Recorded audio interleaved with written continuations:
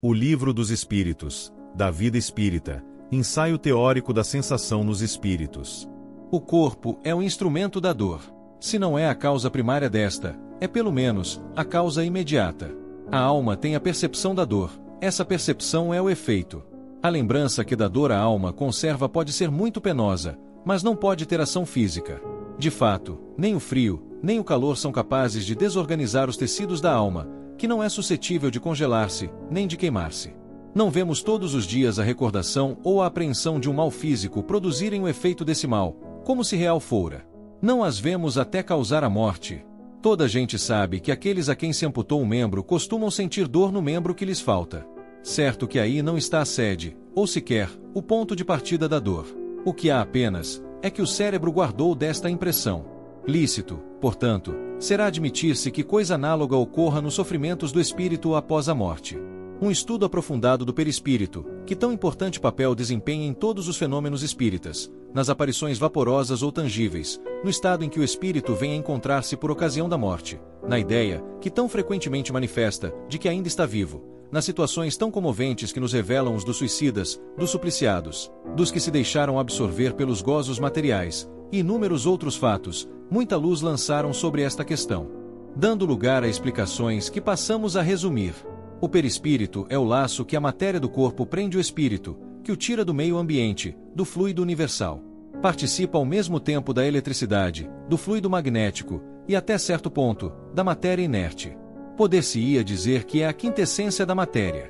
É o princípio da vida orgânica, porém, não o da vida intelectual, que reside no espírito. É, além disso, o agente das sensações exteriores. No corpo, os órgãos, servindo-lhes de condutos, localizam essas sensações. Destruído o corpo, elas se tornam gerais. Daí o espírito não dizer que sofre mais da cabeça do que dos pés, ou vice-versa. Não se confundam, porém, as sensações do perispírito, que se tornou independente, com as do corpo. Estas últimas só por termo de comparação as podemos tomar e não por analogia. Liberto do corpo, o espírito pode sofrer, mas esse sofrimento não é corporal, embora não seja exclusivamente moral, como o remorso, pois que ele se queixa de frio e calor. Também não sofre mais no inverno do que no verão, temo-los visto atravessar chamas, sem experimentarem qualquer dor. Nenhuma impressão lhes causa, conseguintemente, a temperatura. A dor que sentem não é, pois, uma dor física propriamente dita. É um vago sentimento íntimo, que o próprio espírito nem sempre compreende bem, precisamente porque a dor não se acha localizada e porque não a produzem agentes exteriores. É mais uma reminiscência do que uma realidade, reminiscência, porém, igualmente penosa. Algumas vezes, entretanto, há mais do que isso, como vamos ver. Ensina-nos a experiência que, por ocasião da morte, o perispírito se desprende mais ou menos lentamente do corpo. Que, durante os primeiros minutos depois da desencarnação, o espírito não encontra explicação para a situação em que se acha. Crê não estar morto, por isso que se sente vivo, vê a um lado o corpo, sabe que lhe pertence, mas não compreende que esteja separado dele. Essa situação dura enquanto haja qualquer ligação entre o corpo e o perispírito. Disse-nos, certa vez, um suicida: não estou morto. E acrescentava: no entanto, sinto os vermes a me roerem. Ora, indubitavelmente, os vermes não lhe roíam o perispírito e ainda menos o espírito, roíam-lhe apenas o corpo. Como, porém, não era completa a separação do corpo e do perispírito, uma espécie de repercussão moral se produzia, transmitindo ao espírito o que estava ocorrendo no corpo. Repercussão talvez não seja o termo próprio, porque pode induzir a suposição de um efeito muito material. Era antes a visão do que se passava com o corpo, ao qual ainda o conservava ligado o perispírito, o que lhe causava a ilusão, que ele tomava por realidade. Assim, pois, não haveria o caso uma reminiscência, porquanto ele não fora, em vida, roído pelos vermes, havia o sentimento de um fato da atualidade. Isto mostra que deduções se podem tirar dos fatos, quando atentamente observados. Durante a vida, o corpo recebe impressões exteriores e as transmite ao espírito por intermédio do perispírito, que constitui, provavelmente, o que se chama fluido nervoso. Uma vez morto, o corpo nada mais sente, por já não haver nele espírito, nem perispírito. Este, desprendido do corpo, experimenta a sensação, porém, como já não lhe chega por um conduto limitado, ela se lhe torna geral. Ora, não sendo perispírito, realmente, mais do que simples agente de transmissão, Pois que no espírito é que está a consciência, lógico será deduzir-se que, se pudesse existir perispírito sem espírito, aquele nada sentiria, exatamente como um corpo que morreu. Do mesmo modo, se o espírito não tivesse perispírito, seria inacessível a toda e qualquer sensação dolorosa. É o que se dá com os espíritos completamente purificados.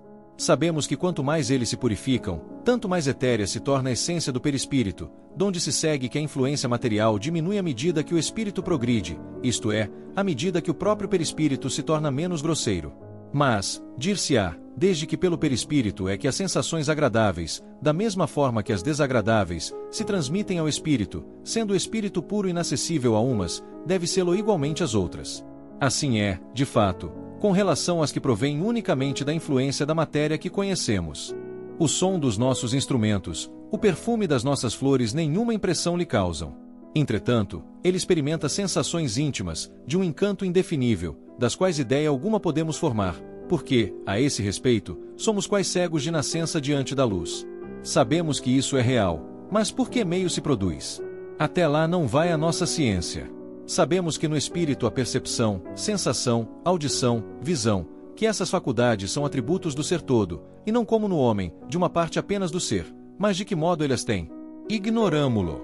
Os próprios espíritos nada nos podem informar sobre isso, por inadequada nossa linguagem a exprimir ideias que não possuímos, precisamente como é, por falta de termos próprios, a dos selvagens, para traduzir ideias referentes às nossas artes, ciências e doutrinas filosóficas. Dizendo que os espíritos são inacessíveis às impressões da matéria que conhecemos, referimo-nos aos espíritos muito elevados, cujo envoltório etéreo não encontra analogia neste mundo. Outro tanto não acontece com os de perispírito mais denso, os quais percebem os nossos sons e odores, não, porém, apenas por uma parte limitada de suas individualidades, conforme lhe sucedia quando vivos. Pode-se dizer que, neles, as vibrações moleculares se fazem sentir em todo o ser e lhes chegam assim ao sensorium comune, que é o próprio espírito, embora de modo diverso e talvez, também, dando uma impressão diferente, o que modifica a percepção. Eles ouvem o som da nossa voz, entretanto nos compreendem sem o auxílio da palavra, somente pela transmissão do pensamento.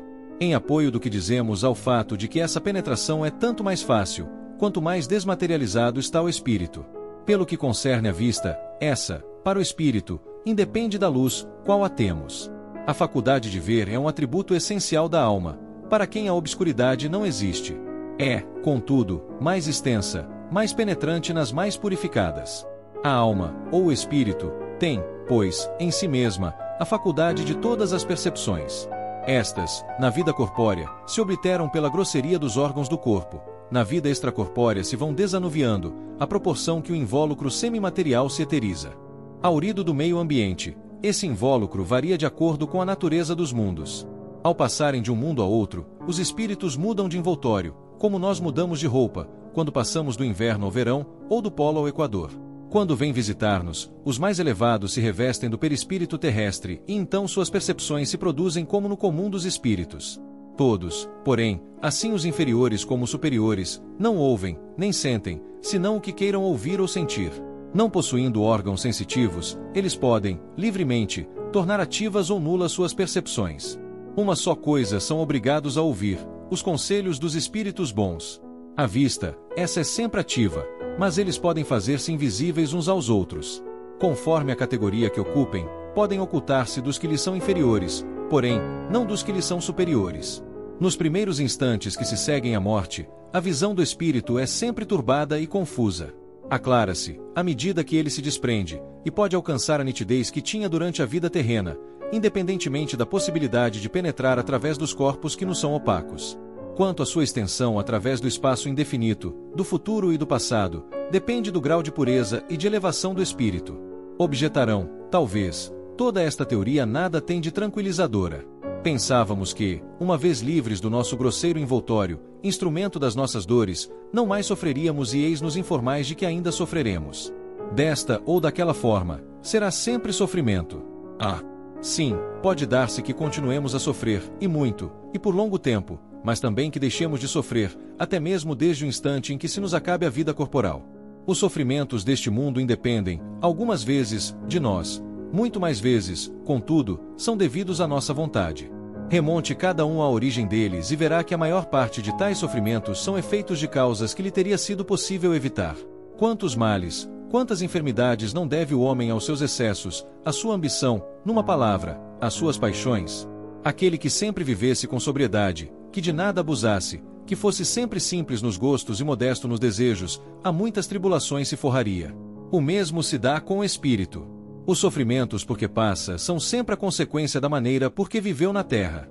Certo, já não sofrerá mais de gota, nem de reumatismo. No entanto, experimentará outros sofrimentos que nada ficam a dever àqueles. Vimos que seu sofrer resulta dos laços que ainda o prendem à matéria, que quanto mais livre estiver da influência desta, ou, por outra, quanto mais desmaterializado se achar, menos dolorosas sensações experimentará. Ora, está nas suas mãos libertar-se de tal influência desde a vida atual. Ele tem o livre-arbítrio, tem, por conseguinte, a faculdade de escolha entre o fazer e o não fazer.